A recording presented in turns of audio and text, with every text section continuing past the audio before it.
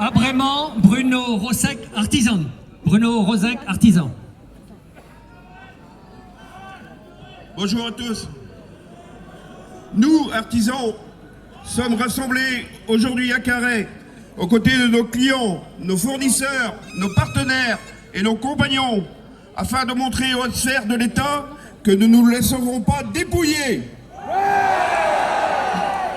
L'artisan, au même titre que l'agriculteur, le marin-pêcheur et le commerçant, travaille sur un territoire local, avec un savoir-faire propre à sa région et ses emplois non délocalisables. Lorsque l'artisan parle de ses employés, il ne parle pas de salariés, il parle de ses compagnons, à qui il inculque un savoir-faire propre à son entreprise, afin que ces derniers passent ensuite le relais. Cela s'appelle la passion du métier. Malheureusement, aujourd'hui, tout cela est devenu impossible localement. Les entreprises ferment les unes après les autres, écrasées par la pression fiscale, les charges sociales, le RSI, la CPE, et j'en passe. Mon grand plaisir était, jusqu'à peu, de lire mon quotidien local le lundi matin au petit déjeuner, pour les infos du week-end et pour les nouvelles sportives de la région. Mais aujourd'hui, j'avoue que le café a du mal à passer lorsque j'arrive à la page juridique et que je vois la liste des dépôts de bilan passer en 2 à 3 ans à quelques lignes, de quelques lignes à plusieurs colonnes. Parfois, nous y retrouvons des entreprises de forte réputation, locales ou régionales, ayant œuvré depuis plusieurs décennies au pays. Que l'on ne nous dise pas que ce sont des erreurs de gestion.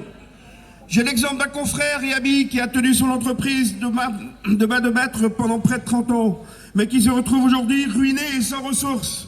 Son entreprise a pourtant réalisé de très belles choses dans la région, mais seul, il n'a pas pu suivre les évolutions que nous impose l'administration et s'est retrouvé dans la totale incapacité de répondre aux marchés publics qui l'ont fait vivre autrefois, tant la tâche est devenue quasi insupportable pour un autodidacte. Cette malheureuse histoire concerne beaucoup d'entre nous. Les lourdeurs administratives sans précédent, un perpétuel rajout des complications est une lenteur dévastatrice.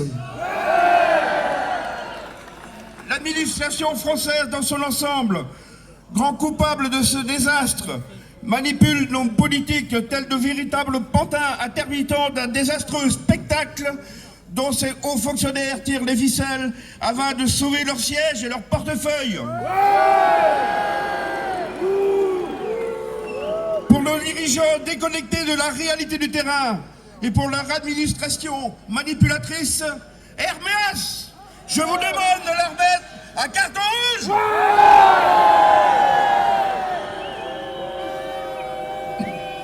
On nous répond qu'il n'y a plus d'argent pour payer la dette de la folie douce de nos dirigeants depuis des décennies et qu'il faut donc que tout le monde participe. Eh bien, messieurs les politiciens, nous avons la solution. Commençons par réduire votre train de vie. Payer l'impôt est honorable, du moment qu'il serve à réduire la dette et à servir l'avenir. Mais il devient insupportable lorsqu'il est prévu pour régler la note de nouveaux besoins inutiles que l'on se crée pour justifier son poste et son salaire. Allez, on sort à notre carton rouge. Enfin, concernant la fameuse écotaxe, inutile de rappeler qu'en définitive, c'est notre client final, la fameuse ménagère, qui réglera la note. En bonne gestionnaire, et c'est tout à fait louable, cette mère de famille reverra son budget de travaux à la baisse, laissant peu de place au confort et aux travaux que nous aurions pu lui proposer. Écotaxe, suppression définitive. Quand serons-nous enfin écoutés? Exigeons que le code collectif pour l'emploi au pays dont nous sommes tous solidaires fasse partie de la table de négociation pour un avenir, pour un véritable avenir de nos enfants, qu'ils aient l'assurance de vivre de décider et de travailler au pays. Merci.